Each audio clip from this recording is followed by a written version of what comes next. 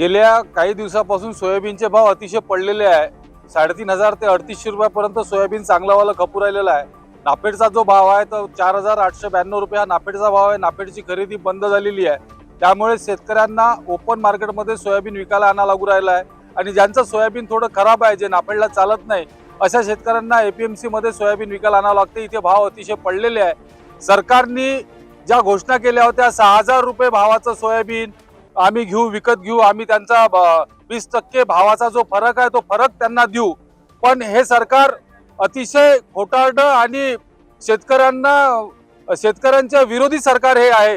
हे सरकार याविषयी शेतमालाविषयी काही करू राहिलं नाही। कोणताही निर्णय यांनी घेतलेला नाही। कापसाचा घेतला नाही, तुरीचा नाही घेतला, चण्याचा नाही घेतला। जेही शेतमाल आहे ते सर्व शेतमालाचे भाव प्रचंड प्रमाणात पडलेले आहेत। शेतकऱ्यांना आत्महत्या तर करा सोडा, आत्महत्या करण्याही जागा ठेवलेली नाही आहे।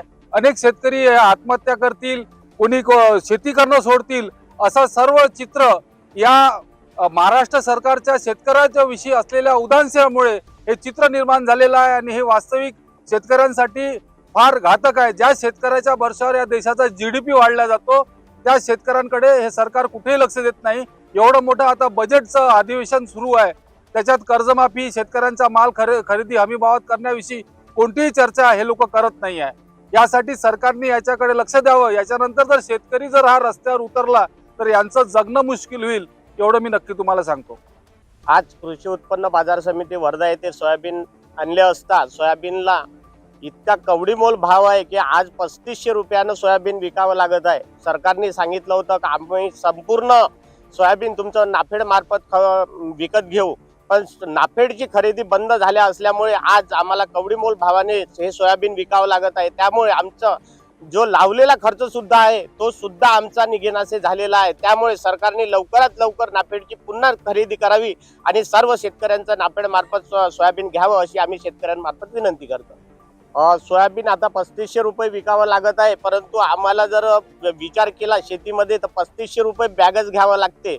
रासायनिक खताची जर बॅग पाहतो म्हटलं तर 1800 रुपये आणि मजुराचा खर्च असं धरून जर एकरी खर्च काढला तर 40,000 रुपये आमच्या एकरी खर्च येतो। परंतु सोयाबीन हे आम्हाला एकरी 5 क्विंटल म्हणजे 35 गुरेला जर 5 केलं तर तोही आमचा निघेनाशी झाला नाही।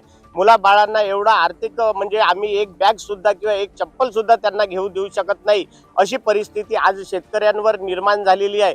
शेतकरी आज मरणाच्या दारावरती उभा आहे। रोजचं जर पाहतो आपण तर शेतकरी फासावर लटकतो आहे, कारण की या शेतकऱ्यांच्या कमी भावामुळे शेतकऱ्यांना कमी भाव मिळत असल्यामुळे सरकारने यावर गांभीर्याने लक्ष देऊन हमी भावाने खरेदी करावी असे आम्हाला वाटते। आताच 5-6 दिवसाच्या आधी सोयाबीन विकलं, इथे मार्केटला आणलं आणि नाफेडला नोंदणी केली, पण नाफेडनी नोंदणी केल्यानंतरही अजूनही नाफेडची नोंदणी बंद आहे। त्यामुळे मला आता पैशाची गरज असल्यामुळे नाईलाजास्तव मला इथे मार्केटला सोयाबीन आणावं लागलं। सोयाबीन 3600 ते 3800च्या भावाने गेलं आणि हे जर नाफेडनी जर माझं सोयाबीन जर घेतलं असतं तर 4,892 म्हणजे जवळजवळ क्विंटलच्या मागे 1000 रुपयाचा फरक पडला। आणि मी इथे 50 क्विंटल सोयाबीन आणलं म्हणजे माझा आज 50,000 रुपयाचा तोटा करायचा। आणि मी 2022ला जे सोयाबीन विकलं होतं ते होतं 6,600च्या भावाने विकलेलं होतं।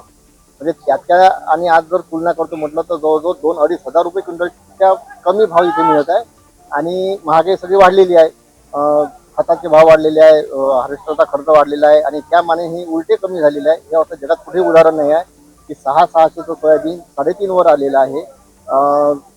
पेट्रोल आपलं 72 रुपयाचं 106 वर गेलेलं आहे, ते वाढलं। सोनं वाढलं, मात्र शेताचे भाव काही वाढून नाही राहिले आणि सरकार कुठेही लक्ष द्यायला तयार नाही आहे। ज्या घोषणा सरकारने केलेल्या होत्या त्या पूर्ण करायलाही तयार नाही।